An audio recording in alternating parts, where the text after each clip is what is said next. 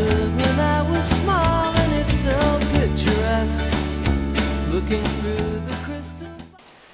Ciao and welcome to Geo's Paintbrush, where 5 minutes is all it takes to be blown away by one of the world's greatest artists.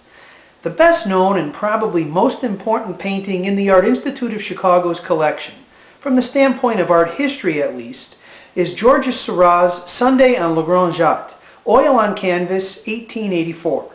Le Grande Jatte has been called the first modern painting, bridging the gap between Impressionism, an unnaturalistic portrayal of a subject due to the artist's approach of portraying light and color, and modernism, using geometric shapes and forms to create the subjects, and exploring themes like a lack of communication and alienation. The experimental technique employed by Seurat for this painting came to be known as pointillism, using small dots of different colors that when seen from a distance appeared to create a single color. These experimental elements of the painting are then complemented by more traditional brushstrokes.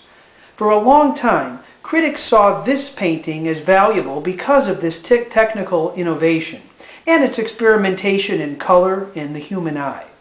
However, more recently, critics have begun to see the work as much more complex, addressing changes in daily life and the family brought on by the Industrial Revolution and increased urbanization.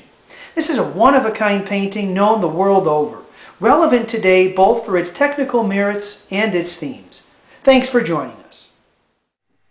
On the surface, this is a pleasant little scene before us, don't you think?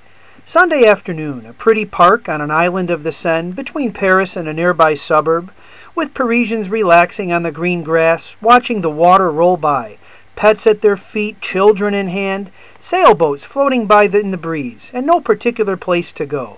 Ah, summer in Paris on a day of rest, a day to reconnect with family and friends, to recharge one's batteries, and maybe to experience a little Mother Nature just outside the city. And it's also democratic, with fashionable hoop skirts, bonnets, and fancy new umbrellas, side by side with the elderly and their nurses, and boatmen in t-shirts enjoying a smoke. But not so fast. No one here appears to be talking to anyone.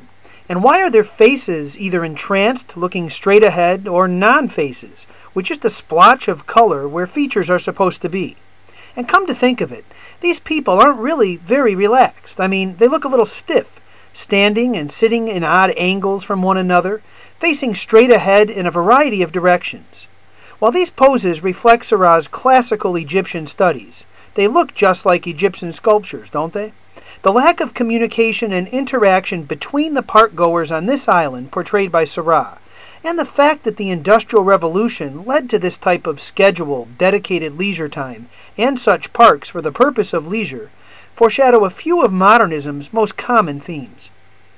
Many now suggest that Seurat was offering not a placid afternoon in the park as his subject, but a commentary on the breakdown of the family and a critique of modern urban life as it relates to human fulfillment.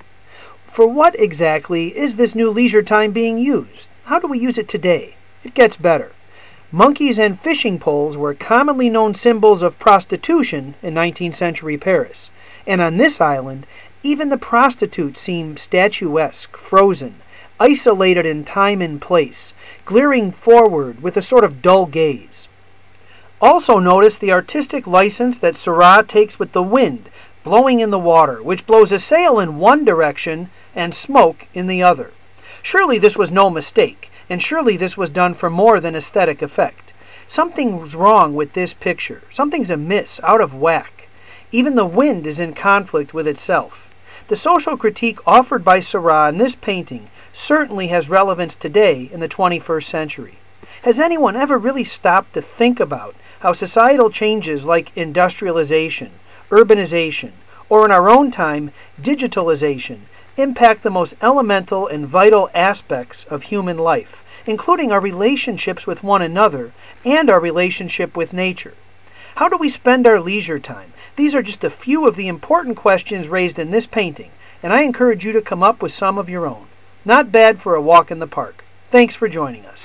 I can picture it like I could when I was small, and it's so picturesque, looking through the crystal ball. Can you